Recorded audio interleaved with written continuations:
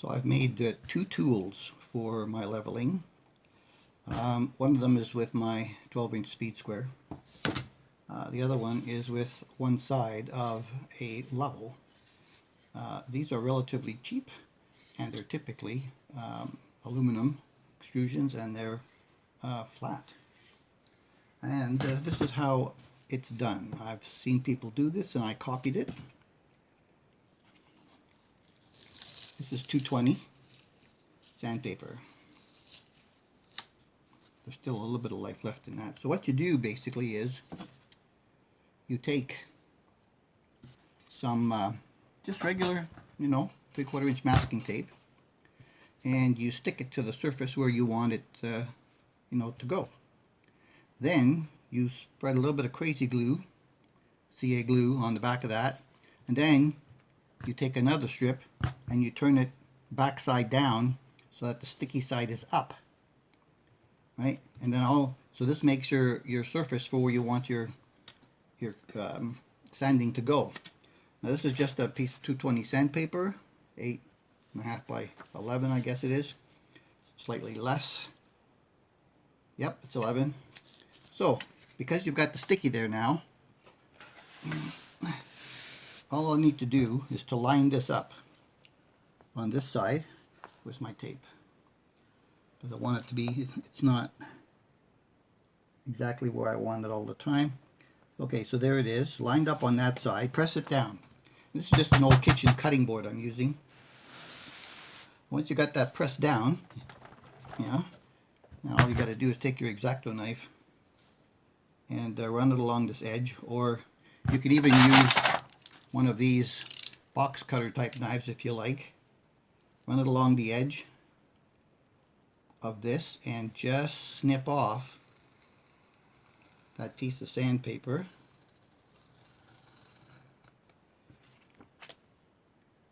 To use as your grinding surface for the frets to get them level. There.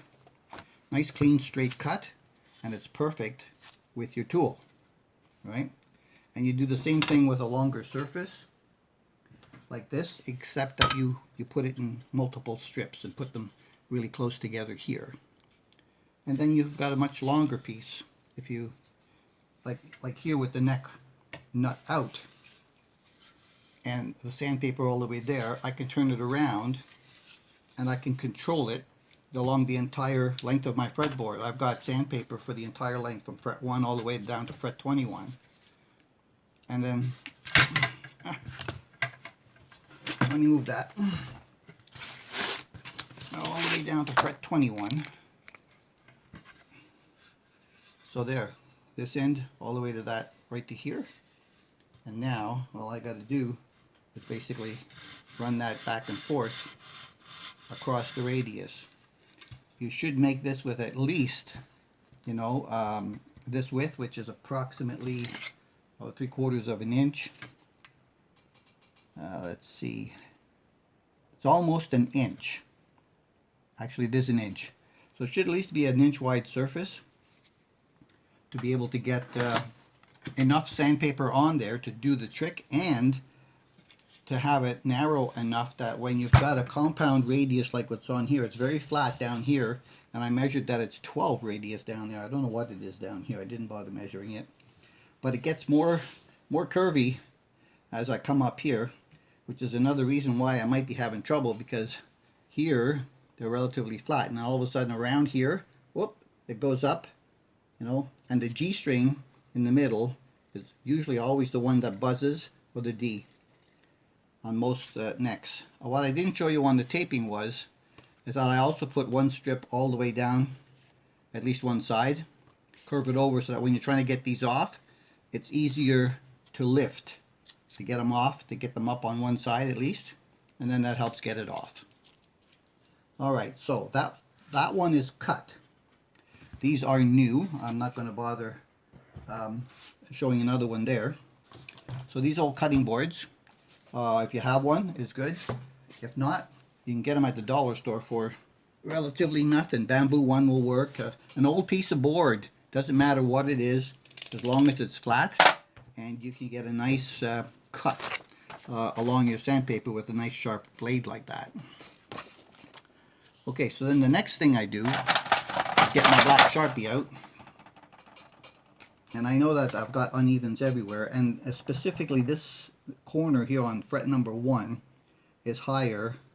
So I'm going to make sure that I do a little bit of extra work on this corner here, and I'm going to mark it on the tape. Now normally what I do is when I go across and I do like regular fret leveling, I'll find out like, oh, here is a little bit of a height, and I'm going to mark it on my tape right there, so that once I've got that, you know, sanded off, when I go back, I want to be able to know where it was so I can check it again. I'm going to check those. I thought those were pretty good over here, but one of these was not so good. That one, right in the middle. So I'm going to go over all the fret, of course, but specifically I want to know where to go back and check it. So that's what I'll do first, is I go down here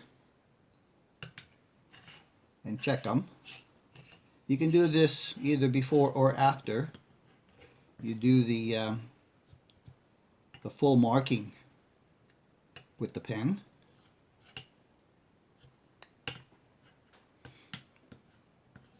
Now, when you move to the next set of frets, the part that was high over here, you can't really use to do this because it's too high.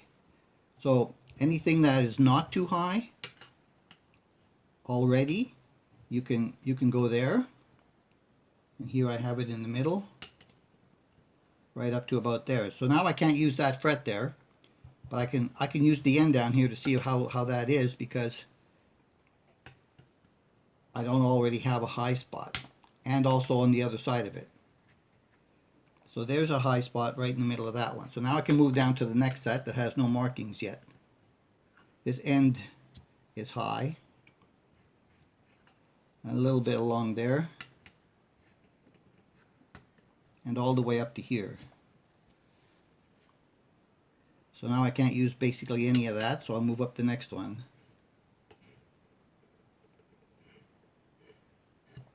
And I'm high here. So I can't use that piece. I can go up there, I can come down here, move to the next one, do it all the same way.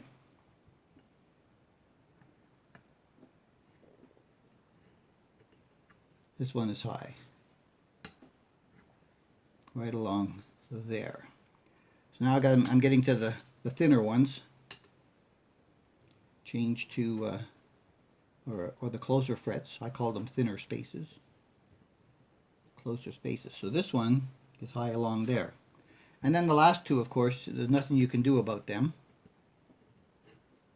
This one is high here, because I can use that piece of it. The last fret down there, once I've got them level, completely together, and in this particular case I'm going to try to take this section down lower than the other part over here. The last fret, if I've had problems with it buzzing, I'll take this down a little bit more with my crowning file,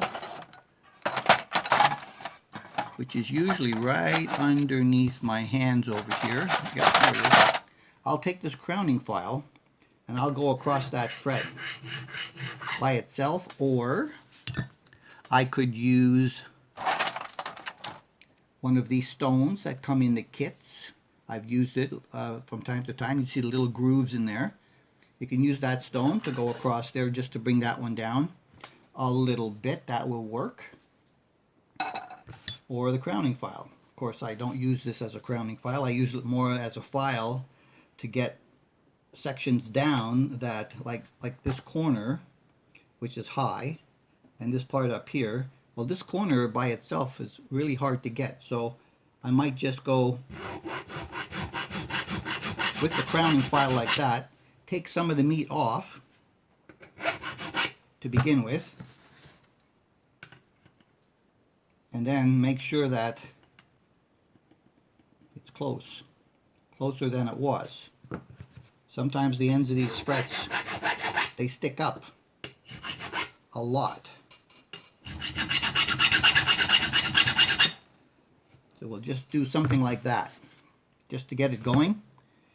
And sometimes after the leveling is done, you'll still go along and you'll find, damn, I still have a high one right there. Well, out comes the crowning file, and I'll touch it off at the very end just to make sure that it's good with the rest of everything. Somehow I missed that one. Now that that one is filed down, it's not as bad as it was. I know that one's high. I'll do that. So now that it's basically prepped, I'm just going to blacken the top of the entire set of frets on the entire board. And then what's going to happen is I'm going to watch where my marks are along the tape. I'm going to pay specific attention to those when I'm running my sanding block back and forth. Sanding block, sanding spade, sanding level, whatever you've got that you can make something with like that.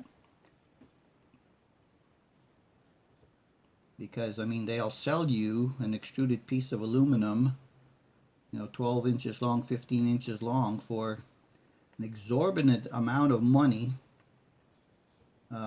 because it's called a dedicated tool. But, I mean, you can make this so easily for cheap.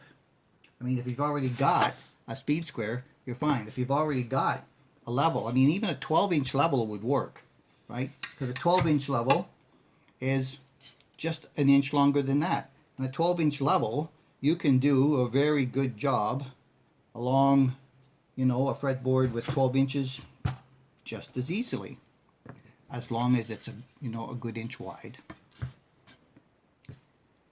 All right, so now they are all blackened. Oh, missed one.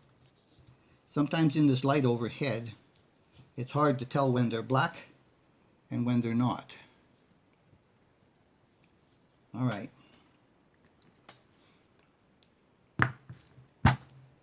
So I've got high spots there, there, and this is going to be my tool. So I've taken the nut off of the guitar again. I'm going to give it a pass with this wider one first, just to show you.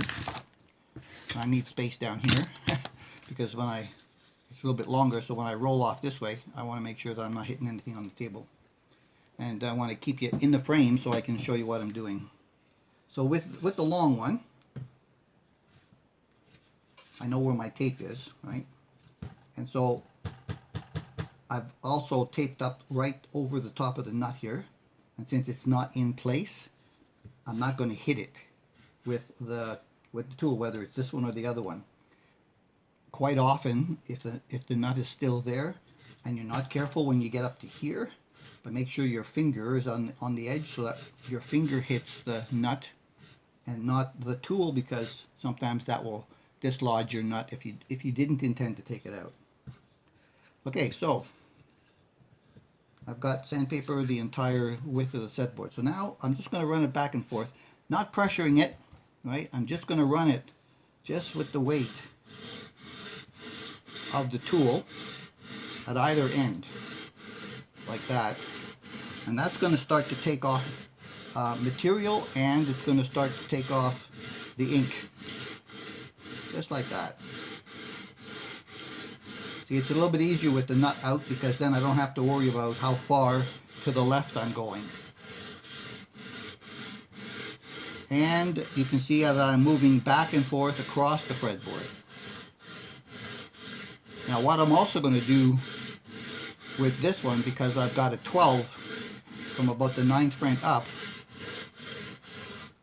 I will switch to the other one, and the high spots that come right here because of the 12 radius, with the shorter one, I'm going to make sure that the centers here are a little bit lower at the end, so that I don't have that probability of getting hit with the buzzing on the G and the D strings, because you follow the curvature for setting up the height of the action over the 17th fret where the body meets the neck.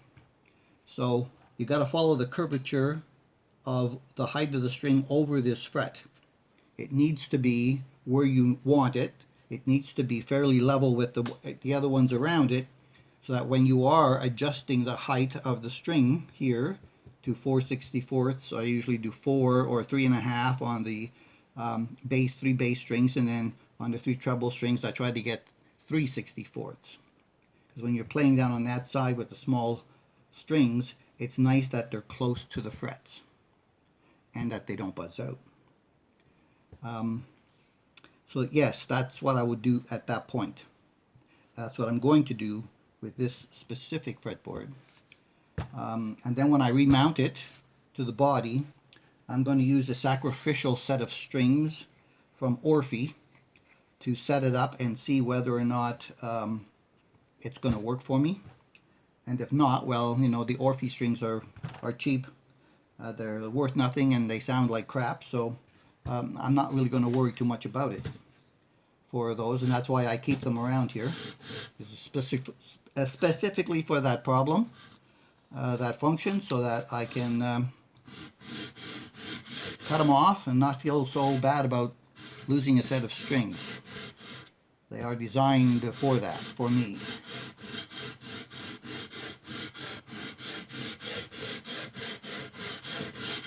So now you get to this part. Sometimes what I'll do is I'll also lean it a little bit on the edge like that, because some of these high spots along there will be taken down if you lean it just along the top of them like that. So it just takes that little hump off the edge.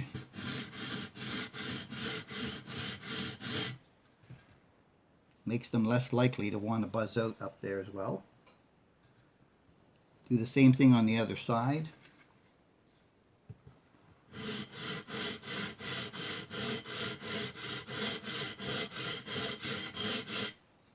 And then of course we can check them with the rocker, which oh, there it is.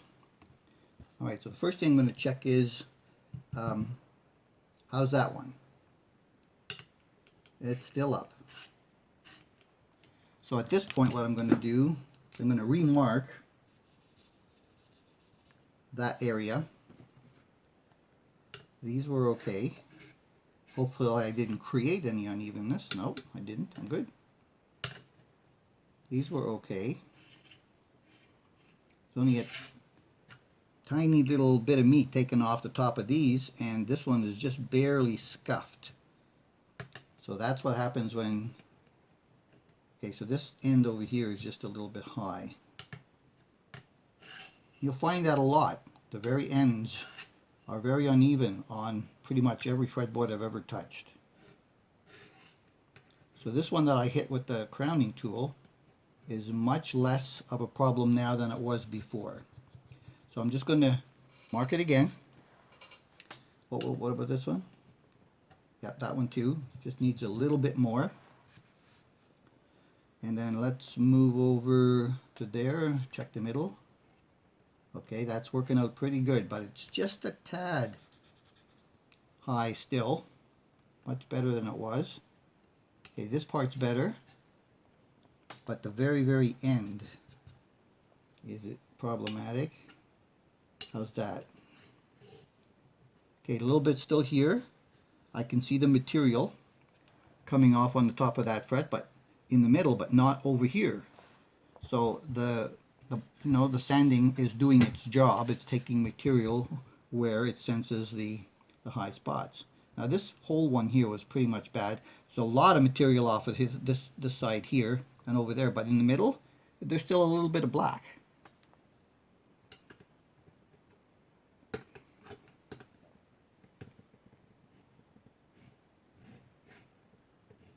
Okay, so it's better towards there, but it's still here. Center's still good. Didn't take any material off the middle because the ink is still there. And then this other side over here is still there. So here it's more flat. Didn't even touch it in the center, and then it's flattened off here, but not enough. So I'm just blackening that again because I'm going to go after it again and then watch what happens. So this one is almost fully flat now where that was. Don't have to worry about that one. That one worked out. What about this corner? This corner is now good. Except for the very end. Now that's nowhere near where the strings are, but because it's just there, I'll just go like, you know, I'll just give it a little, just a little touch like that. And then when I go back to the crowning, it'll come up and be nice. Alright, that was there, and let's check the middle here. See, now I know where to find it because I marked it and it's still there. But the top side is good.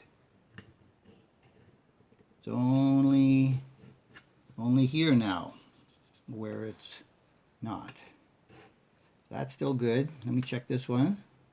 Oh, that worked out pretty good. Yep, that one's good. And that one's good. So I don't have to worry about those anymore. So I've still got 1, 2, 3, 4, 5, 6, 7 that I need to keep my eye on.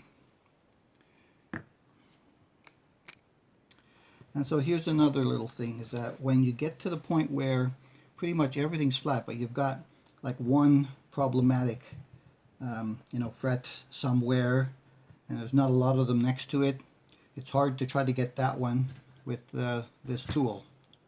So what I normally do then is I'll go back to the crowning file, and this number 2 fret is just a tiny little bit still in the center. And just let me check over here, because there was one over there as well that was just a little bit giving me trouble. Oh, I may have gotten it this time. Yeah, I think I got it there. What about here? Yeah. Okay. Oops. Gotta make sure you use the right length on your rocker as well. I try to make sure that one end is braced on a fret, and then I try to use the other side to see if it'll rock. If it does, we have a problem. So now when I've got one problematic fret like sitting out there, I'll mark it and I'll go back to the crowning file. Now the crowning file has a groove in there, and because I marked it with the marker, what I'm going after is just the center. So you adjust the angle of your crowning file just to start taking the ink off in the middle. So you keep that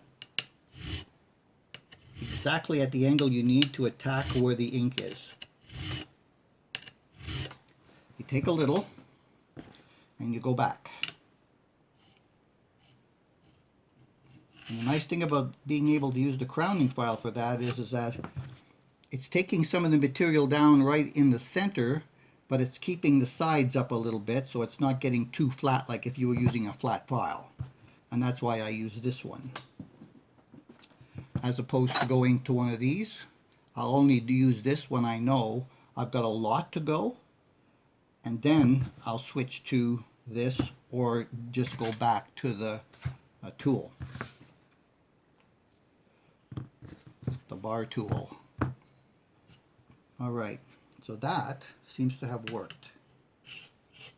It goes without saying that you needed to use notched ruler to begin with and set your truss rod so that this is completely flat, so that when you're working on it, all your frets are exactly where they should be. Alright, a little bit in the middle of this one. What happens is that sometimes, and you got to go back and check, right? Because sometimes what happens is that as you're taking some material off, if you're taking material off a fret here, then this one, you know, wasn't high before, but now that those are down on either side, and this one has considerable amount off, now this one is a little bit high between these two. Just a tad. So I would just go, you know, give it a touch like that.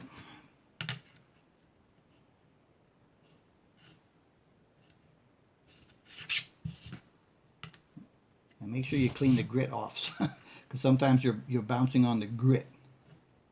Okay, that's good. Now that it's not a problem, I can use it with the next two frets.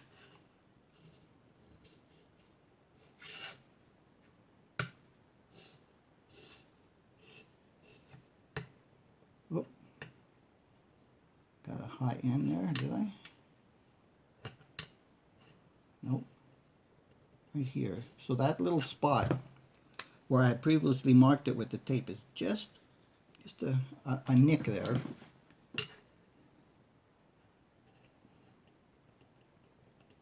Just right in the middle, right there. And now a little bit down here as well. We'll just angle that. And you can, you know, rotate your file a little bit like that as the marker is coming off. So as the marker thins up or disappears, you know that you've gotten some material. So don't go too far, too fast. Don't press too hard. It's just light. Because, you know, it's like cutting hair. You can take more off, but you can't put it back. So this corner is still bad with the height. So I'm going to just give that a touch. Yes. See, it doesn't take much. 2 little passes like that. Just got what I needed off of there. This is still an issue. This center part. And that's past 9. That's 9, 10. That's number 10. I'm going to go after number 10 anyway. But I want it to start off being level with the rest of them.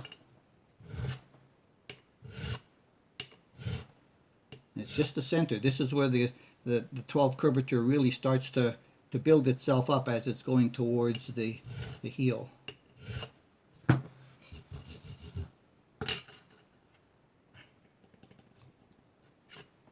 Yes, indeed. The area is smaller. You have to be mindful that sometimes a portion of what you've done works and a tiny portion hasn't. So then you make your mark a little bit smaller, and then that becomes the target area and not all of it before, as you know, when you started. So now you target that just on the ink.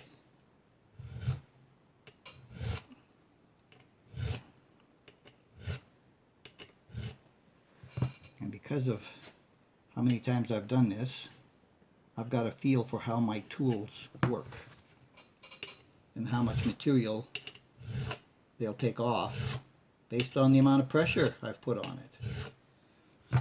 Once you've done this and you get some experience, you'll start to feel that as well. And over time, it gets easier and faster.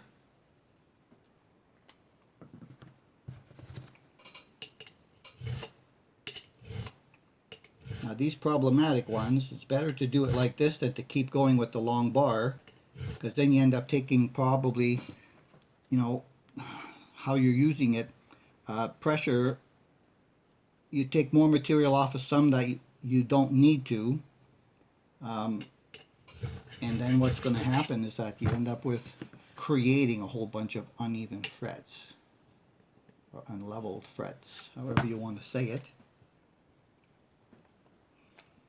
And this one is specifically problematic.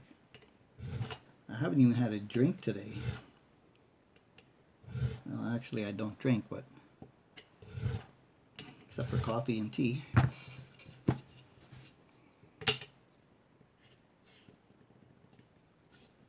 Wow, that is really That is really starting to bug me now.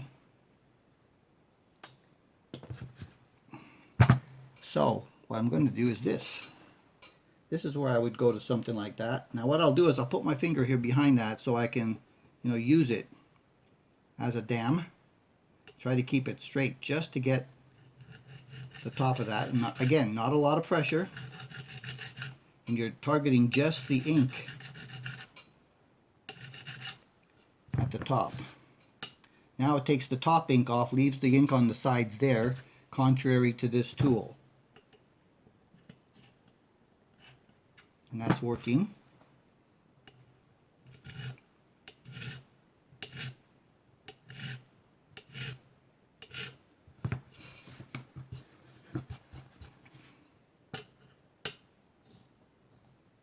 Look at that.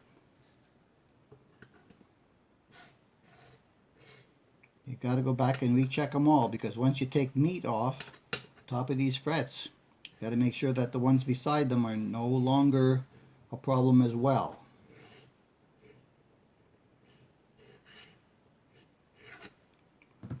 Yeah, a tiny little thing right here.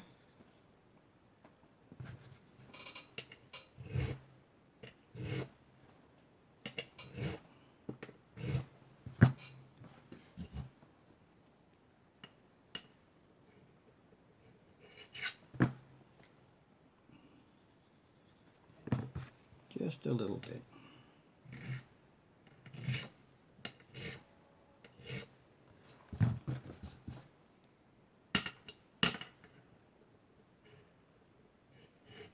Almost have it.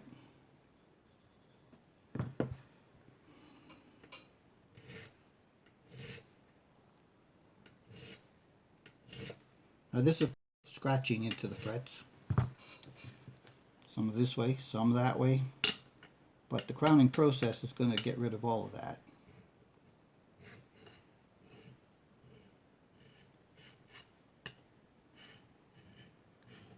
Right after the final polishing.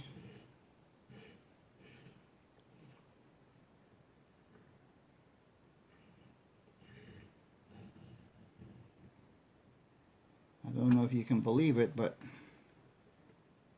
getting pretty close here.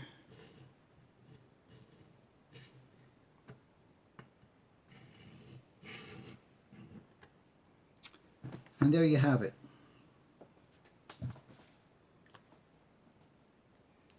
That is the leveling. Now we're going to switch to the crowning process. I realized when I turned the camera off that I wasn't done. The roll off or the fall away part of this, where you take these parts down lower than the rest, I'm going to use the smaller length tool. So I'm just going to keep going over. Oh, and what I did was, of course, I taped up from here to over there, so if I run over that, I'm not going to hit that fret. So now that they're all level, you'll want to just keep going back and forth to keep them level, but lower.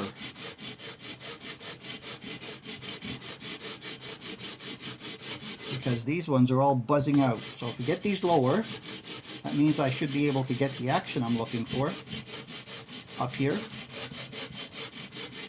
without them buzzing out on me.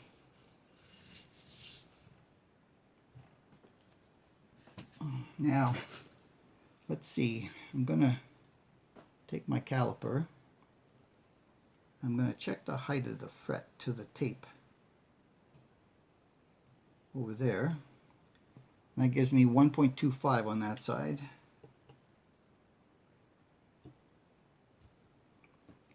A 104 on this side. So I noticed that even though they're level to each other, they're not necessarily the same height off the fretboard. 136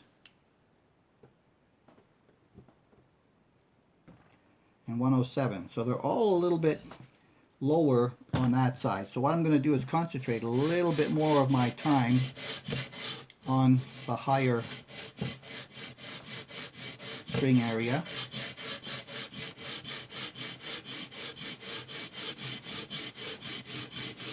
Still trying to take the equal amount of meat off. Keep them level at the tops. And here I can also go on the edges a little bit and do a little extra on those humps.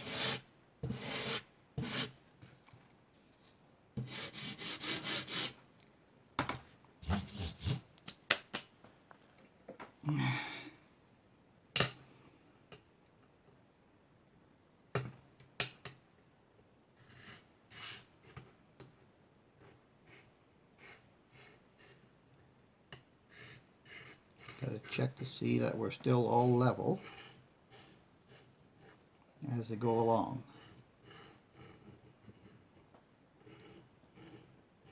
So far so good.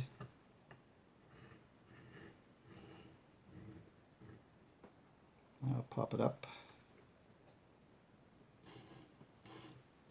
to the shortest length on the rocker.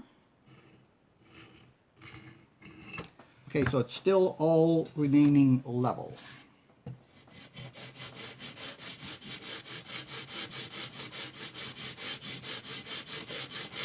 I'm gluing a little bit of extra in the middle here because of those high spots where the radius is humpy. And I noticed that when you try to bend the string up here, as it bends up here, it runs into taller part of the fret and then it'll mute out. I hate fretboards that have these kinds of radiuses on them. You find that on Strats specifically, the Telecaster next, the XGPs I used to build the 3, a little bit like that, but not as bad. The American Strat that I have was kind of like this, but maybe not as bad, but kind of like that. And you know, the Les Paul copies are usually fairly flat all along the fretboard. So when you bend, you don't usually run into this problem on any Les Paul style guitar.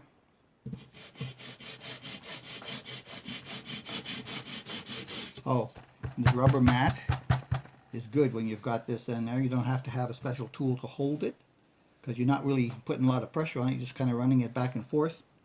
And again, I get these from the dollar store. Put some duct tape on them and tape them together.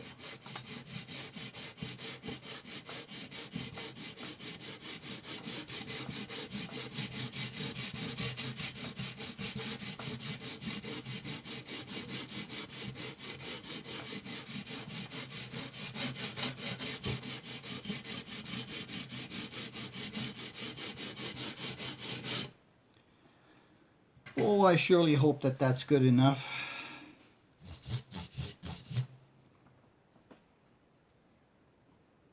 There's still quite a good curve to them, but you know, not as tall in the center as it was before, if my eyes are not deceiving me.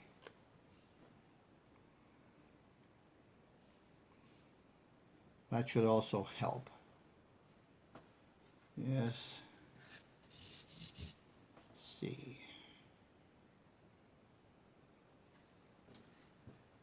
Now,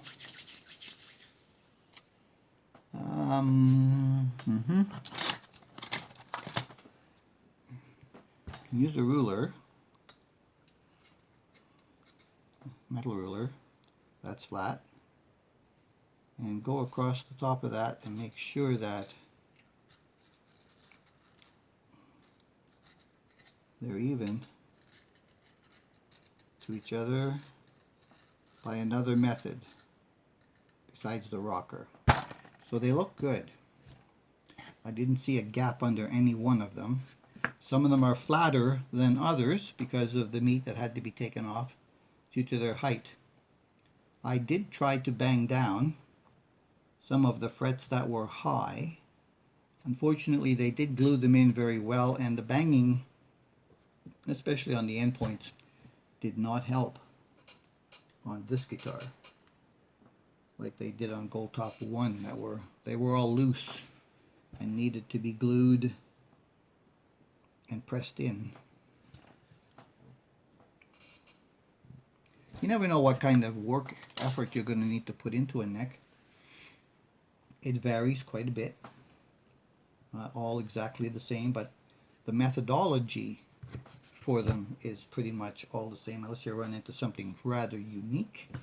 But this is basically a standard, typical type of job that isn't as easy as not having to do this extra sanding down here. Normally, once you get them all level together on pretty much a Les Paul or a Telecaster neck, you are okay. But the Strats, especially this one specifically, not so much. The Monoprice and the Donners, I did not have this problem here. They didn't have this drastic change in radius from rather flat down to there, which is 12, measured 12. I can't measure here now because I've got the tape on it, and sometimes the wood is not sanded level either, and that's something that can trick you. The fretboard itself is not fully sanded properly before the flat like it should be, and then when they put the frets in, yeah, a high area of wood that's thicker, than the other side can cause you to have high frets or uneven frets or buzzing along one side of the fretboard and not on the other side. In that case, you have to end up taking a little bit more material off to try to get them, try to level the frets and not worry about the wood. But if you got medium jumbo frets like this, or jumbo, you're pretty much okay. If they're the thinner ones and you have that problem, you are not pretty much okay. There's not a lot of meat on them to be able to take off and correct that. Alright, now we're going to move to the crowning process, and before I do that, I'm going to put those tools away, and I'm going to vacuum up all the little metal filings that have come off from my table before I start, because there's going to be more coming off as I create the crowning process for those frets. Okay, for the crowning process, this is a piece of neoprene rubber, which is basically a piece of mat like these, which are basically about 3/8 of an inch thick. It's made of neoprene rubber. You cut a little piece like that. And because we did 220 to flatten this, we're going to start off with a 220. I've got a couple of leftover pieces from my last one where it ends up getting rough like that, and then you get some clean area where you're going to be able to do some. All you got to do is take this and wrap it around the bottom. Hold it on both sides, thumb and fingers, like that. Right, nice and tight. Make sure it stays in the bottom. And now, the easiest way to do crowning is basically to run this back and forth across the frets at an angle like that, which is taking the sharp edges of the tops off by doing that.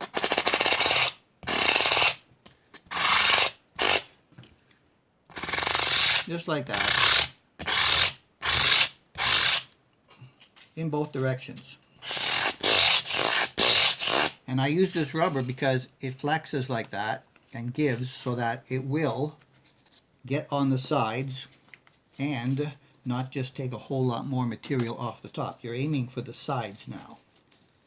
So you want it to flex, and you want to turn your hand as well when you're going back and forth. This is the least amount of work to crown frets, doing it with a few pieces of sandpaper like 220, 320, 400, 600, 800, 1500, 2000, and then at this point I'll see if I have to go 25 or am I good enough to go to steel wool, then to change the remove whatever little scratches are left from up to the 2000 on the top, but change it from longitudinally to laterally across the board like that. Long sweeps, so you don't concentrate in any one area too far, too long.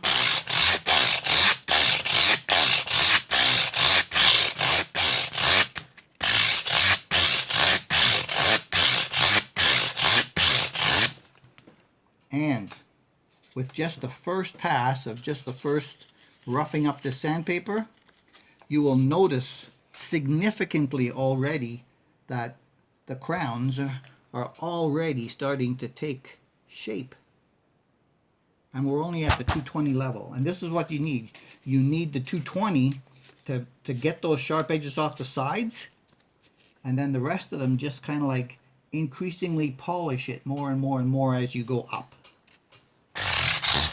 But this is the most important part, is the 220. This has to be gotten right.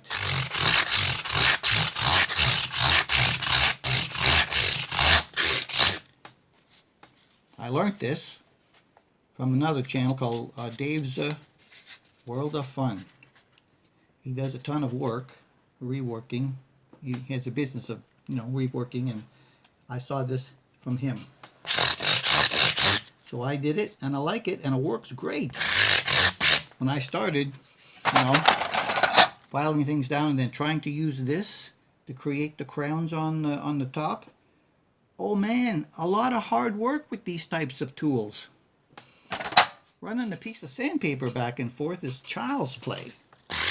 And then you could turn it around and get as much use out of your piece of sandpaper as you can. Don't forget to tilt your board. Try to get some of those edges. It'll help smooth the sides as well for your hands.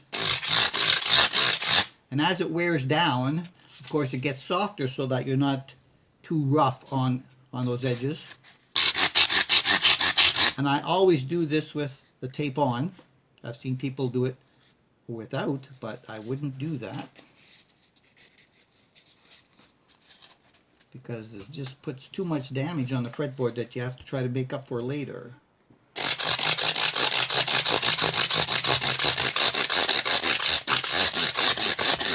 This also helps to try to make the sides buttery smooth when you're playing. You go down there and you just can't feel them at all.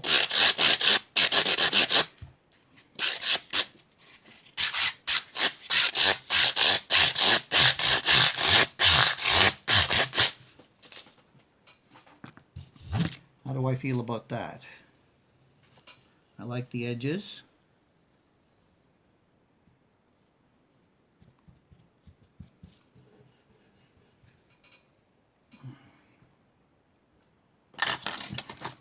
Let me see what's going on with that last fret there. I didn't take that last fret down lower than the rest. Hopefully I'm going to get away with that.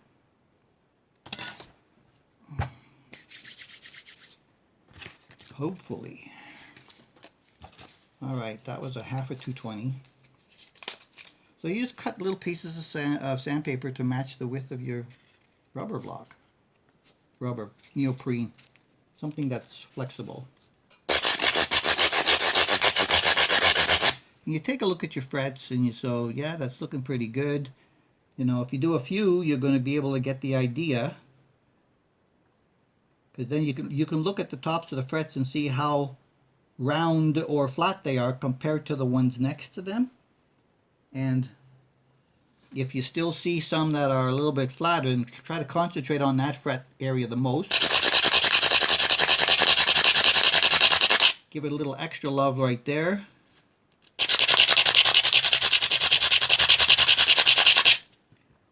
Just to make sure that you try to get them as close to each other at this point. Because as you go up, they get less and less abrasive, and they're only going to start to do mostly polishing and not shaping. The 220 shapes the most. The 320 is mostly the end of your shaping.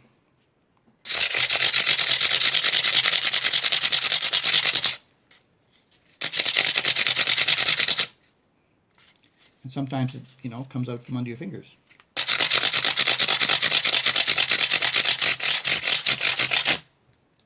I had to work a lot on that number 2. Okay, it's looking nice.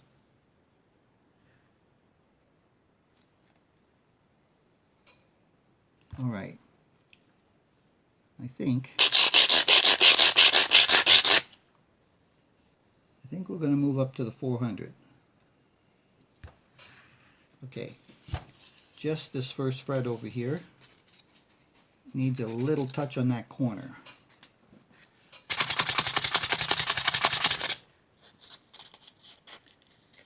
And if you start to see your tape, you know, bruising, put another piece so you don't bugger up your Indian laurel or amaranth or rosewood or whatever you've got. Maple, especially if it's glossed.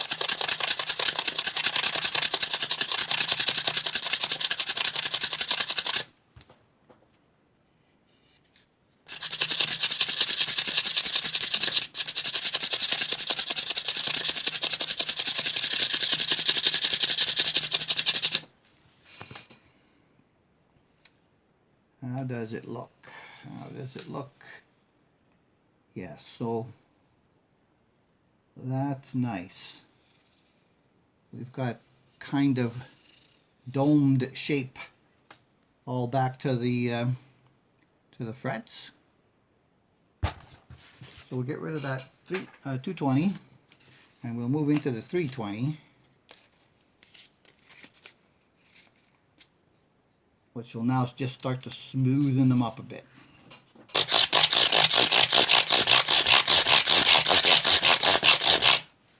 Once you get a hang of this, you'll be able to do like half the fretboard and then half the fretboard. You get a feel for it.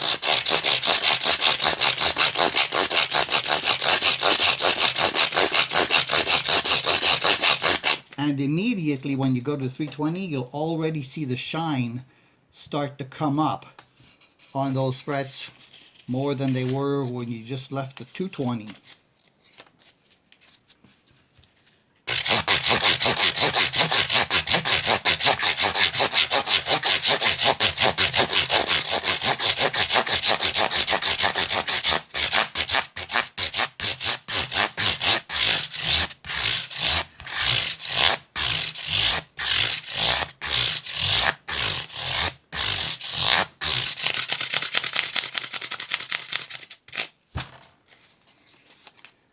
Yeah, I got a little bit left down here, so sometimes you can't get right to the edge, so I'll just turn it to the side like that, and I'll go back and hit some spots.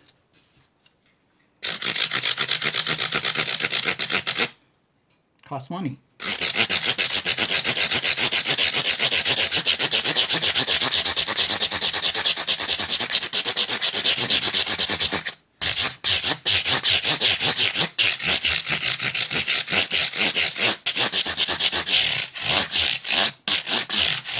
Now, if any of you that are watching my channel, you know I've watched the J-Man in Prince Edward Island. I basically taught him this trick when he was working on that Musi guitar that he bought. He wanted to do some leveling, and I taught him this process, and it worked first time. I taught him it, you know, over WhatsApp. And I didn't show him, I just told him how to go about it.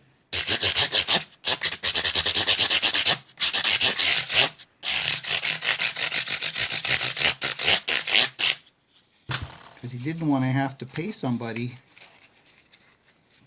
to have to do his neck for him after spending, you know, $500 and something for the guitar.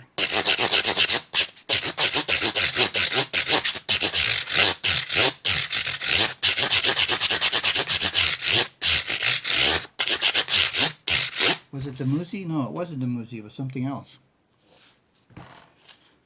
Oh, could have just been another neck he was working on for something else. Something else.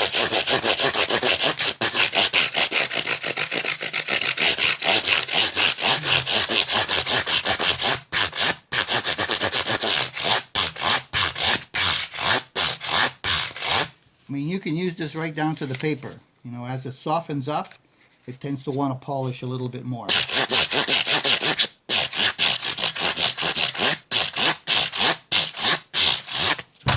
Okay, and so on and so forth. That was the 320. Next we'll move to the 400. So I'm going to go through those until I get up to the 2000, and then I'll let you know if I'm going to go 25 or am I going to move right to the steel wooling. Okay, so I went all the way to the 2500. If you have 3000 or 5, 1,000 you want to go up even more, you can. I don't. I usually stop there.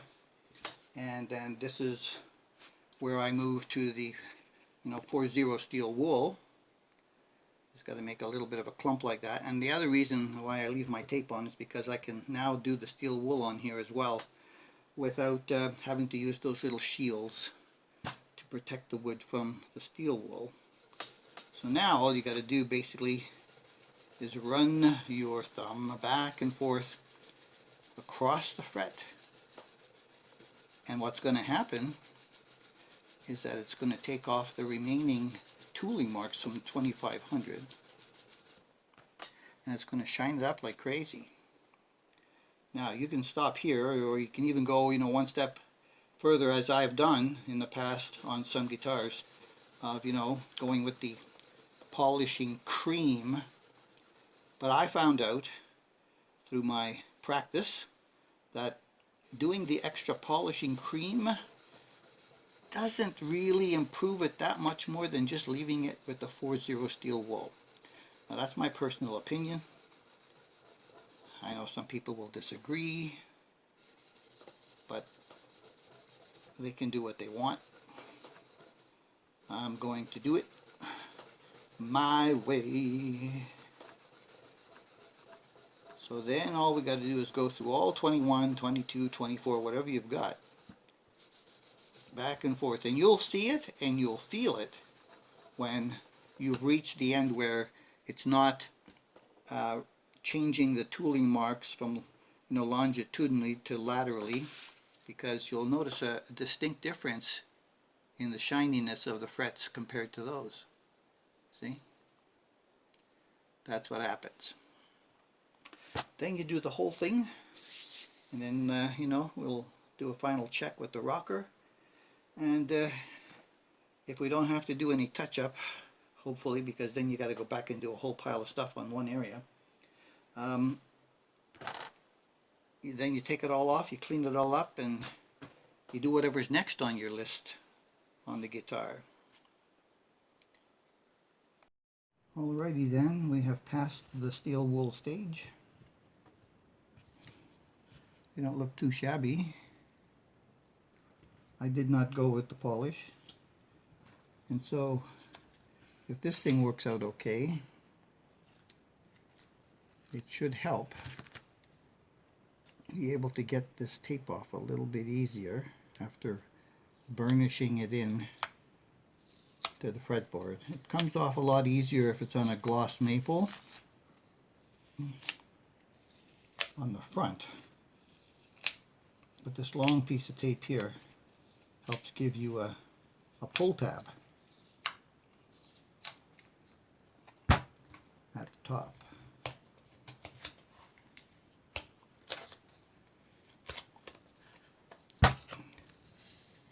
And they don't always stay there, but at least it's a helper. Now when you're doing this, make sure you don't leave any tape on your rosewoods and amaranths and Indian laurels and rose acres and all that stuff overnight. If you're going to do this job, make sure you have enough time to do the whole thing. Otherwise, getting the adhesive off after you've left it on more than a couple of hours is not fun.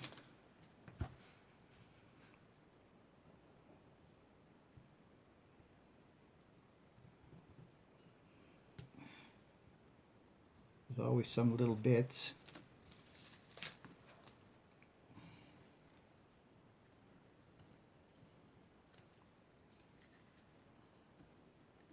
And we have to do a really good cleaning on the neck.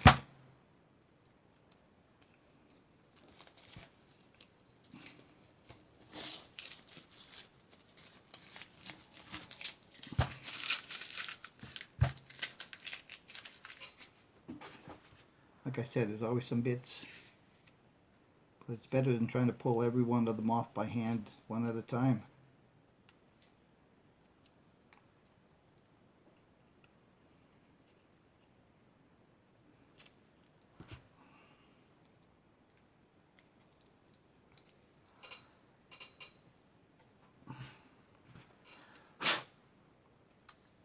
Now, oh, see, there's always a little bit.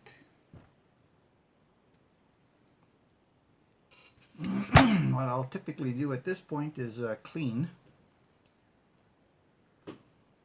See, also will come off my hands. It's usually my thumb. I usually clean the neck first with some naphtha, commonly known as lighter fluid.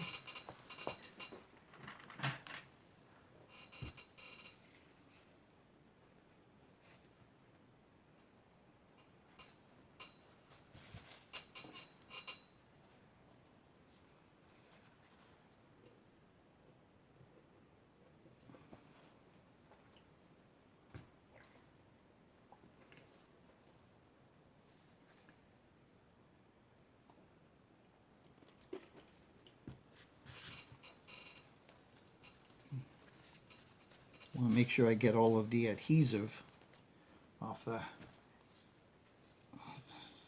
neck sides,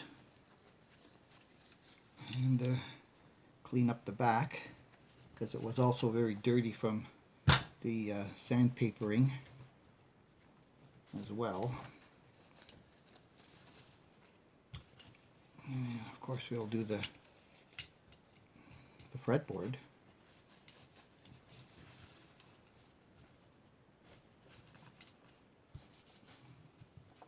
Also, before we add some lemon oil, since I have it off again. You want to look for any little bits of adhesive that still might be around the fret edges.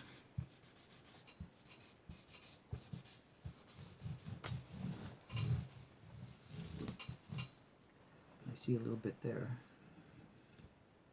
You can usually just stick your thumbnail in there and push it out.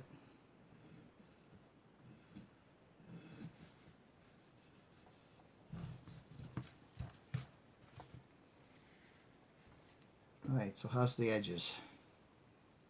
Beauty.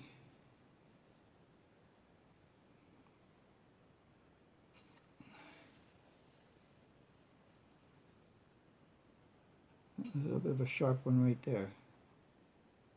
Okay, so if we're going to go there, I need to get my files. And sometimes you're going to need to touch that up. And so you can get a cheap set of these little files, Amazon, anywhere, and either take it to a grinder, which works very well, or what I did with this one initially was I just ran it on a very abrasive file to get the, and then stone, to get the bottom corner here just smooth on one of them. And then I use that to go around the edges, and that doesn't damage.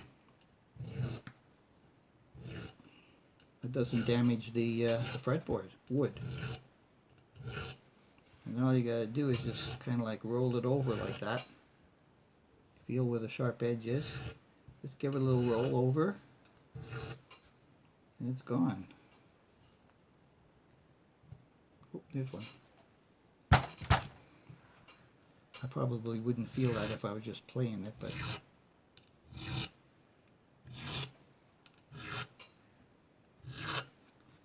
so this is the right to left.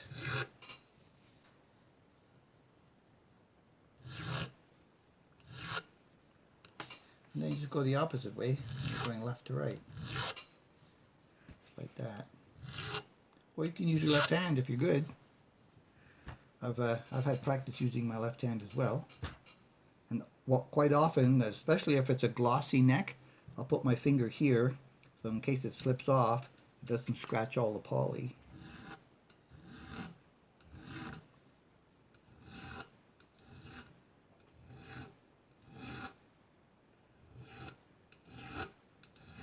So this is a step you could do in the end if you really didn't get it all with the sandpapers. And you like it really, really smooth like I do.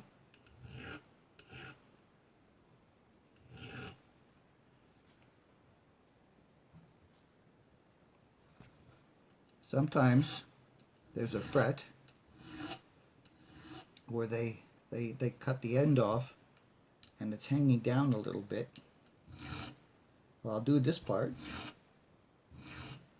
and get it good, and then just at this angle take a side and go down on the edge of the fret at the same angle that it's there, you know, with the rest of them. Just bring it in a little bit. When you do that, you'll probably make a sharp edge again, and then just go back around it, smooth it up.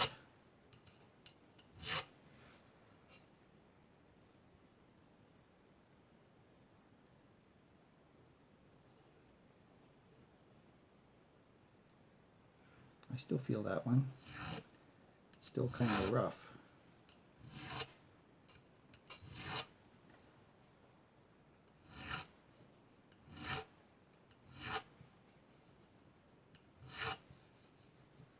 That's better.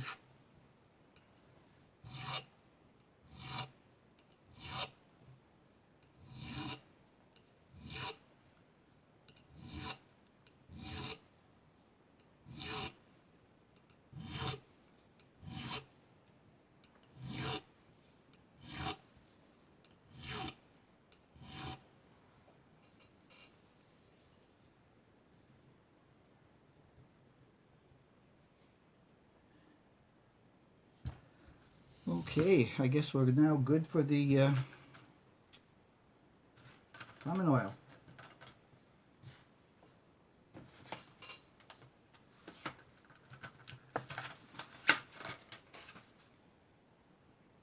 And I used the Dunlop. So far, I've had this bottle, geez, for years. At least around 2015, I bought that when I started building the Telecasters. Now I don't like to get this soaked into my fingers, so I usually just put a glove on.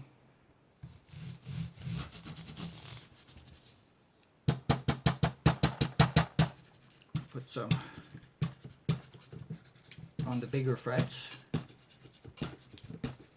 with the applicator, and on the smaller frets I'll put some on my glove hands and then rub them in.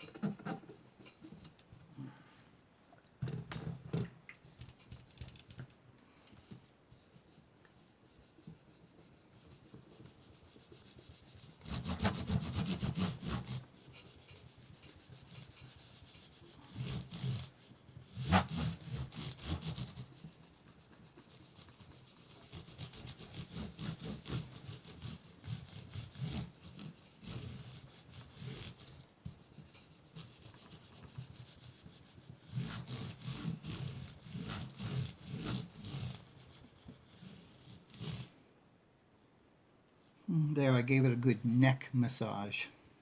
And you just pull that off like that. Save it for the next time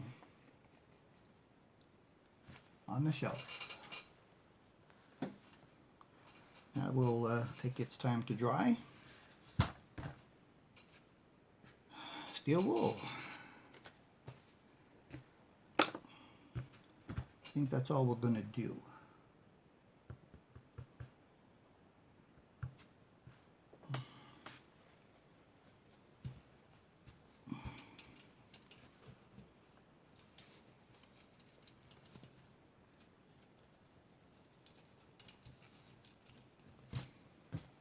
if I can get this to work well now with the Orpheus strings setting it up, I might just change the tuners if I know it's going to work. There's a little bit of, I mean, all the posts are very, very sturdy and solid. 16th, you know, 16th to an 8th play in them. They're not terrible. I've had a lot worse that I've had to replace. But these posts, they're all loose. I had a little wrench around here somewhere.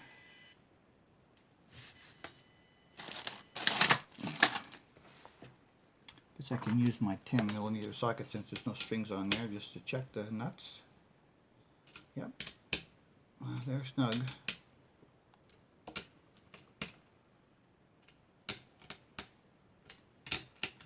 So I didn't forget to do that the last time I had it off.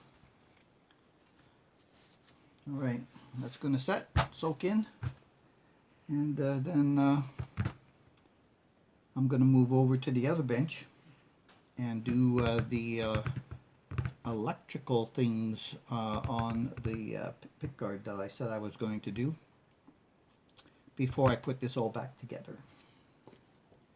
So this will be the how I do fret leveling and finishing for a guitar. This is the process I follow. Pretty much this process takes about 2 hours, and not very sophisticated tools.